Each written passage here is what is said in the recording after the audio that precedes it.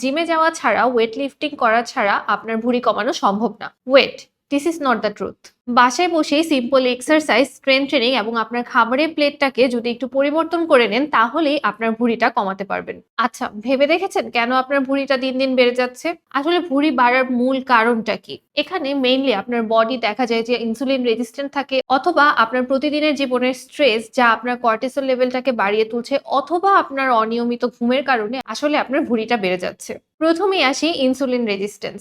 Insulin resistance আসলে বিষয়টা কি? ইনসুলিন হচ্ছে আমাদের প্যানক্রিয়াস থেকে নিঃসরিত একটি হরমোন, যা আমাদের কার্বোহাইড্রেট মেটাবলিজমে ভূমিকা পালন করে। আমরা প্রতিদিন যে খাবার খাই তা বডিতে শক্তিতে পরিণত হওয়ার জন্য এই ইনসুলিন কাজ করে।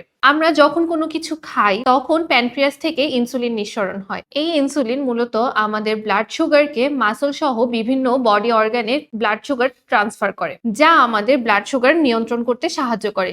আমরা যখন কিছুক্ষণ পর পর কোনো খাবার খাই তখনই আসলে ইনসুলিনটা রিলিজ হতে থাকে এবং কন্টিনিউয়াসলি আমাদের ব্লাডে সুগার লেভেলটা বাড়তে থাকে। ক্রনিক্যালি এরকম যখন হয় যে আমরা প্রতিনিয়ত আমাদের ব্লাডে ব্লাড সুগারটা বেশি থাকে, তখন ইনসুলিন আসলে আমাদের বডিতে প্রপারলি কাজ করতে পারে না। আমরা সেই ইনসুলিনের প্রতি রেজিস্ট্যান্ট হয়ে যাই, আর তখনই এই সুগার আমাদের ফ্যাটে কনভার্ট হতে থাকে, আর এই ফ্যাট ধীরে ধীরে আমাদের লিভারে জমা হতে থাকে, যা থেকে আমাদের এই ভুঁড়ির সৃষ্টি। এরপর আসি আমাদের প্রতিদিনের জীবনের স্ট্রেস, যা আমাদের কর্টিসল হরমোনকে বাড়িয়ে তোলে। এই কর্টিসল হরমোনও আসলে আমাদের বডিতে ফ্যাট বার্ন করতে দিতে চায় না। এটি ধীরে ধীরে আমাদের ফ্যাট গুলোকে স্টোর করতে থাকে। এটাও কিন্তু ভুঁড়ি বাড়ানোর একটি বড় কারণ।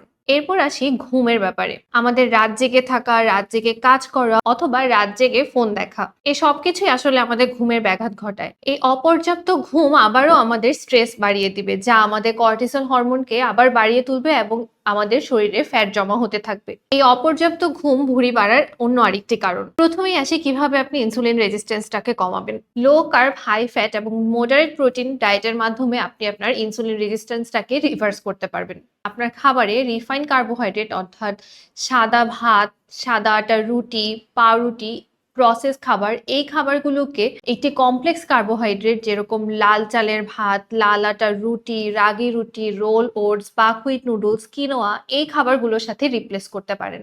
আপনার প্রতি কেজি বডি ওয়েটের জন্য 1 গ্রাম করে প্রোটিন হিসেব করে ইনটেক করুন।